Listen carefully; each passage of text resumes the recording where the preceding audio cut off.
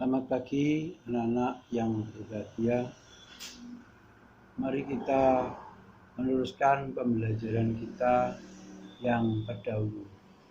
Kalau yang lalu Pak Haryono telah menerangkan tentang peradaban Cina kuno.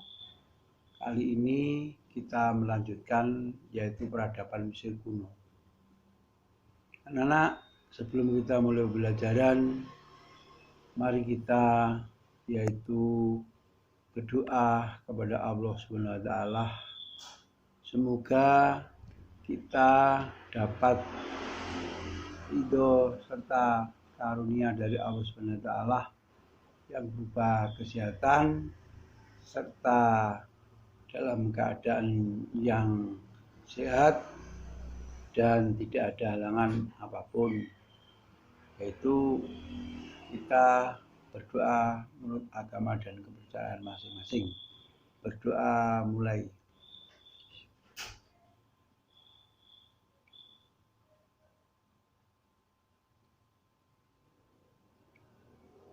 Selesai.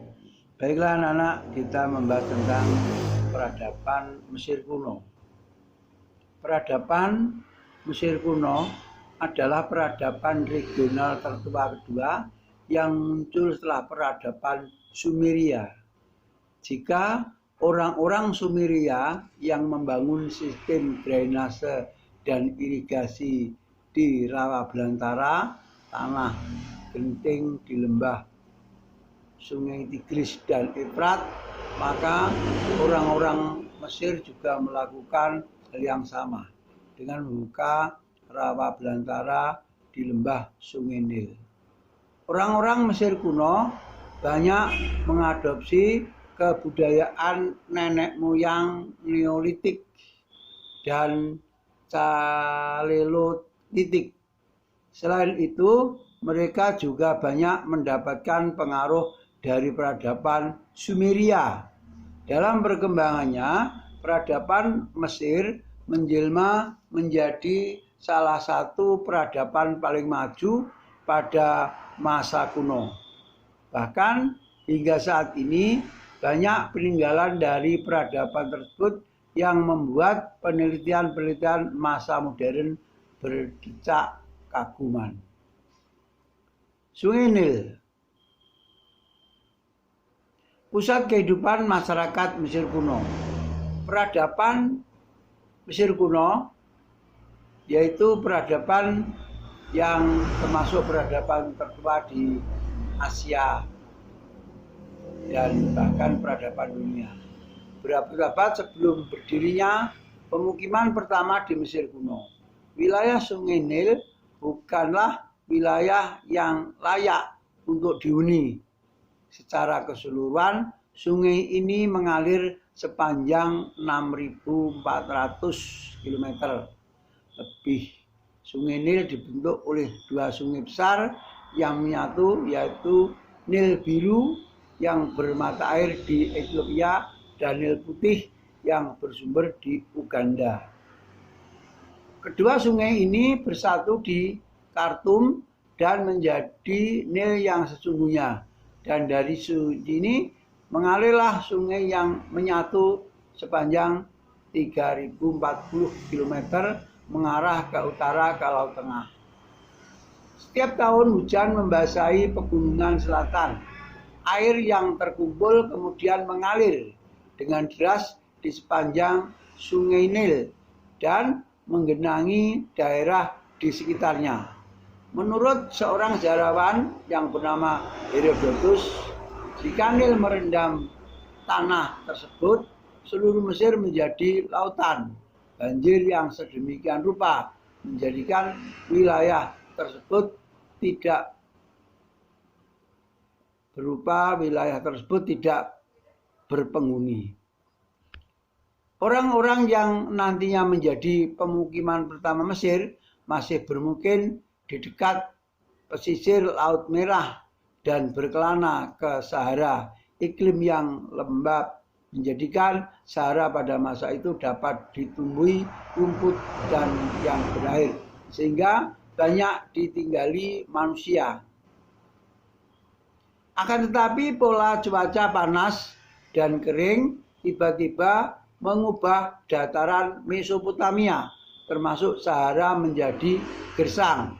Perubahan iklim menyebabkan penduduk Sahara berpindah ke timur menuju lembah Sungai Nil yang terairi dengan baik. Berkat berkurangnya curah hujan, Nil telah menjadi daerah layak huni. Pengungsi tersebut kemudian mendirikan pemukiman pertama di lembah Sungai Nil. Sekitar tahun 5000 sebelum Masehi, para pengungsi pertama ini pada perkembangannya dikenal sebagai orang Mesir pertama. Para pendatang tersebut menemukan cara untuk mengatasi banjir tahunan dengan menggali tempat penampungan untuk menyimpan air pada masa banjir, serta saluran untuk mengairi ladang di musim panas.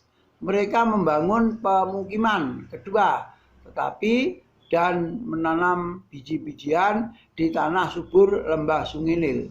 Selain bercocok tanam, mereka juga berburu binatang liar di sekitar Sungai Nil.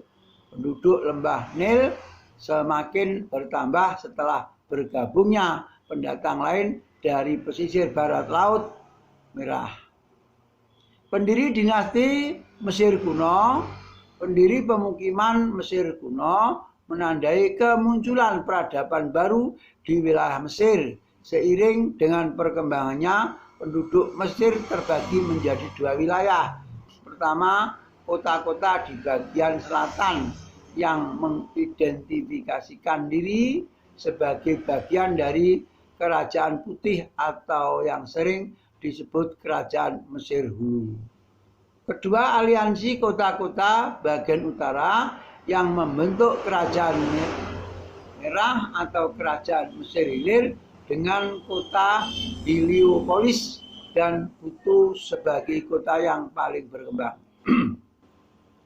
Sekitar tahun 3000 sebelum Masehi, Mesir mengalami periode puncak masuknya pemukiman baru di jalur timur barat yang mengarah ke tambang emas menjadi kota terkuat di selatan.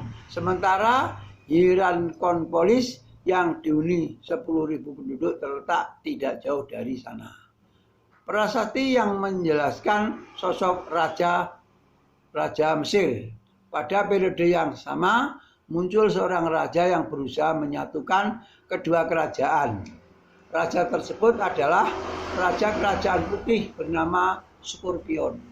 Skorpion kemungkinan besar berasal dari Hierakonpolis. Ia adalah raja pertama yang mempunyai rencana untuk menggabungkan Kerajaan Putih dan Merah di bawah satu raja. Akan tetapi hasil dari kerja kerasnya tidak bertahan lama karena kedua kerajaan kembali terpecah. 1 abad kemudian atau sekitar tahun 3100 sebelum Masehi, Raja Selatan selain bernama Marmer mengikuti jejak Raja Skorpio. Ia kembali berusaha menyatukan kedua kerajaan. Kemungkinan besar Narmer adalah nama lain untuk Menes yang muncul dalam daftar Raja Mesir. Peleburan perbatasan antara kedua kerajaan tersebut menandai berdirinya dinasti pertama Mesir kuno. Menes merayakan kemenangan dengan membangun sebuah ibu kota di Memphis sebagai titik pusat kekaisaran yang baru. Kota tersebut didirikan 32 km di sebelah selatan bagian delta paling hulu, dekat tempat bertemunya Mesir Hilir dan Hulu. Memphis menjadi kota terbesar di negeri ini.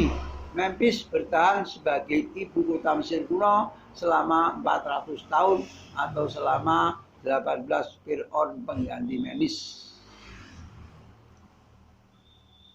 Sistem pemerintahan Mesir kuno, salah satu yang menonjol dari peradaban Mesir kuno adalah sistem organisasi pemerintahan yang sentralitis dan efektif untuk mengatur Mesir dari air terjun pertama hingga Laut Tengah.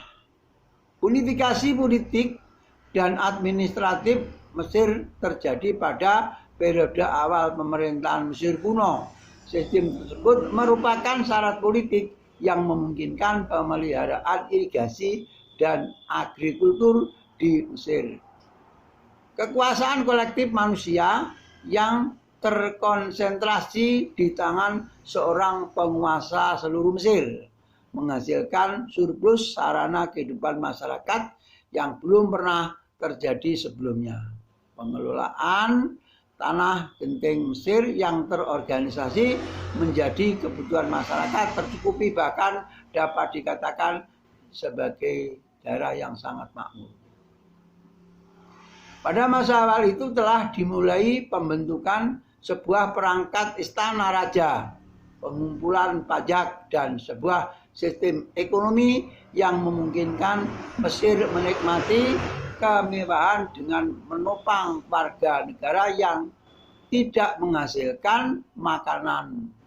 Imam-imam purna waktu untuk menyelenggarakan kurban bagi raja pengrajin logam terampil menyediakan perhiasan untuk para bangsawan dan wanita biasa.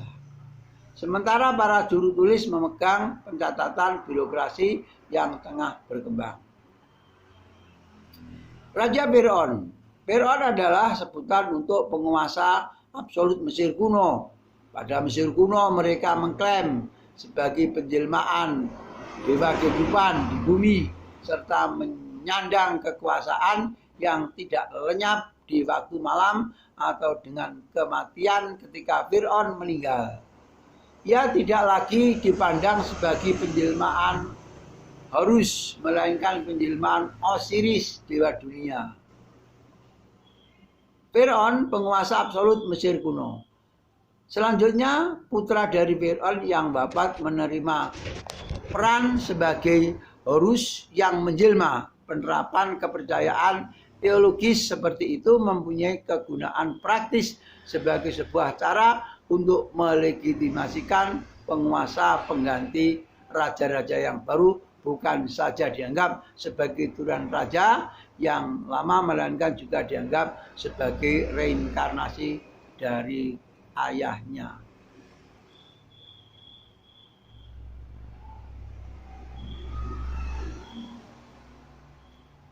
Mumi dan tradisi pemakaman Raja Mesir kuno. Mumi adalah pengawetan jenazah Raja Fir'aun yang disimpan dalam sebuah bangunan namanya piramid atau piramida. Dan di depan piramid terdapat patung singa berkepala manusia, namanya patung Sphinx. Itulah yang perlu saya sampaikan, nanti bisa disambung kembali.